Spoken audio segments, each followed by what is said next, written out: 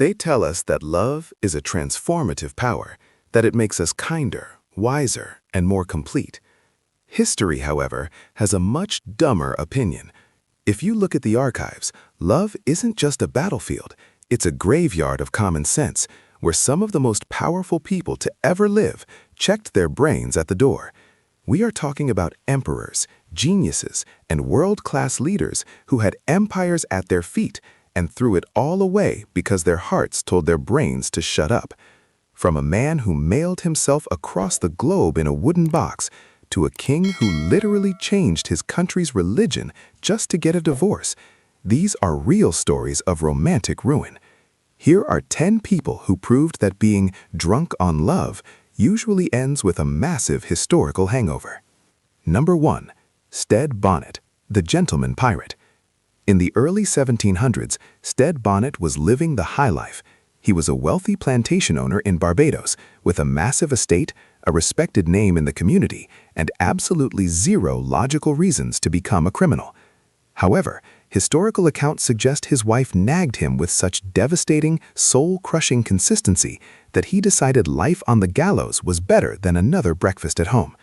In a move that defied all logic, Bonnet bought a fully armed warship, hired a professional crew with his own money, and sailed off into the Caribbean to become a pirate.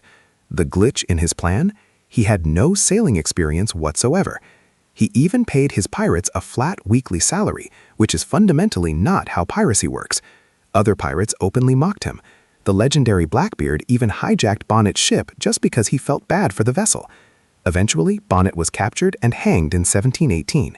He literally chose a rope around his neck over another evening with his spouse, making him either the world's worst husband or history's most relatable man. Number 2. Pedro I, the Corpse Queen of Portugal. Pedro I of Portugal loved a woman named Inês de Castro with an intensity that bordered on the supernatural. She was his mistress and the absolute love of his life, but his father, King Afonso IV, disapproved so strongly that he had her murdered in 1355. Pedro didn't just move on, he bided his time. The moment he became king, he tracked down 2 of her killers and had their hearts ripped out while he watched. But the real chaos machine moment came next. According to legend, Pedro had Inês' body exhumed years after her death. He had the decaying remains dressed in royal silk robes, placed her on the throne beside him, and forced every noble in the Portuguese court to kneel and kiss her skeletal hand. This wasn't a metaphor, it was a room full of terrified aristocrats lining up to pay homage to a literal mummy. It turns out that when Pedro said, "Until death do us part," he meant it was only the beginning of the relationship. Number 3. John Hinckley Jr., the presidential stalker. In 1981, a 25-year-old man named John Hinckley Jr. decided that the standard dating moves like sending flowers or writing a poem were too cliché.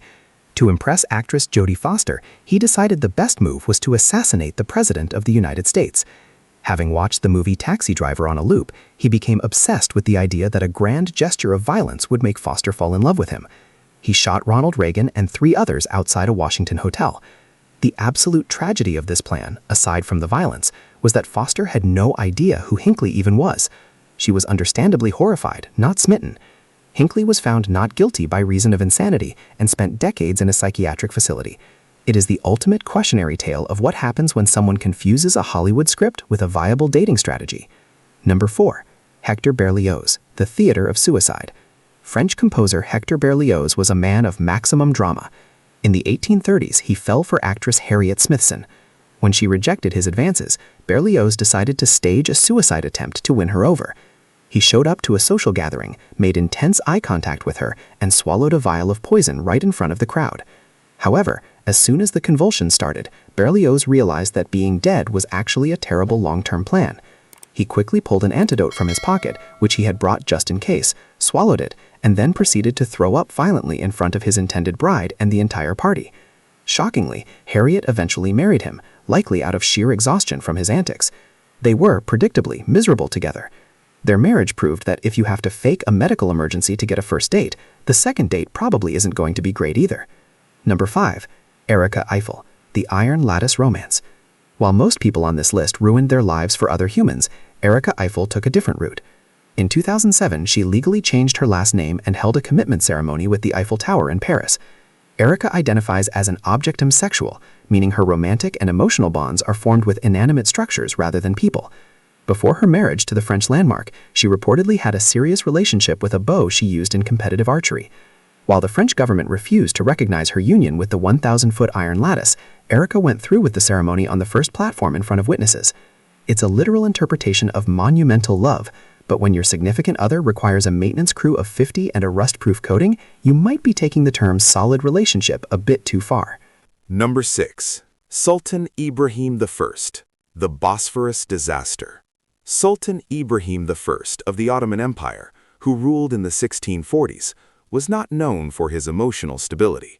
He was obsessed with his harem, which housed nearly 280 women. One day, a paranoid rumor reached him that one of his concubines had been unfaithful. Instead of conducting an investigation or, talking to anyone, Ibrahim took the eliminate all variables approach. He ordered all 280 women to be tied up in weighted sacks and thrown into the Bosphorus River to drown, every single one of them. He decided that since he couldn't pinpoint the one alleged betrayer, the cleanest solution was to kill them all. Only one woman survived after being pulled from the water by a passing French ship. Ibrahim's jealousy was so toxic, it literally drained his palace. He was eventually strangled by his own court, who realized that having a chaos machine on the throne was bad for business. Number 7. Nikola Tesla, the electrical pigeon. Nikola Tesla was a man who lived in the year 3000 while the rest of the world was in the 1900s. He pioneered alternating current, dreamed of wireless energy, and died alone in a New York hotel. While he never married a human, Tesla claimed to have found the absolute love of his life in a specific white pigeon that visited his window. Tesla once stated, "I loved that pigeon as a man loves a woman." He claimed that one night the bird flew to his window and beams of blindingly powerful light shot from its eyes, signaling a spiritual connection.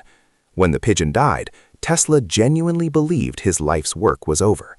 The man who envisioned the future of global communication found his deepest emotional resonance with a bird, proving that even the most brilliant minds can be completely short-circuited by the heart.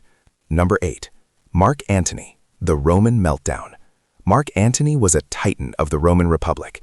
He commanded legendary legions, controlled the wealthy eastern provinces, and was on track to be the most powerful man on the planet. Then he met Cleopatra, and his common sense evaporated. He abandoned his Roman wife, who happened to be the sister of his powerful ally, Octavian, and began acting like an Egyptian king rather than a Roman general. He started giving away Roman territories to Cleopatra's children like they were party favors at a birthday bash. Rome, unsurprisingly, was not amused. Octavian declared war and crushed Antony's fleet at the Battle of Actium.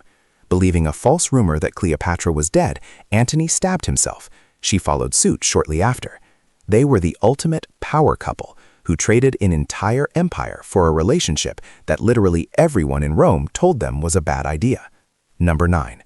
Timothy Dexter, the funeral test. Timothy Dexter was an 18th-century American businessman who got rich through sheer accidental luck, but his love life was a deliberate train wreck.